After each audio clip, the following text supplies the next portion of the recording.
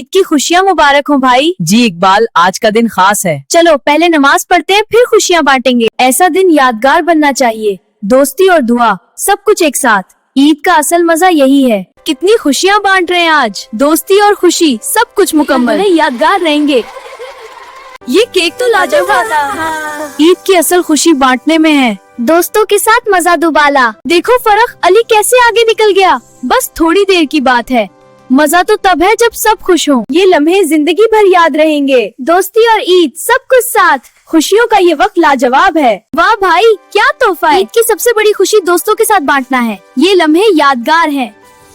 दोस्ती और मजा, सब कुछ मुकम्मल।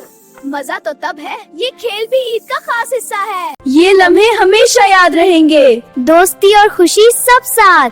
ईद का असल मजा यही है। ईद मुबारक सबको। खुशियों भरा दिन। ईद मुबारक सबको, खुशियाँ नसीब ये हो। लम्हे हमेशा याद रहें।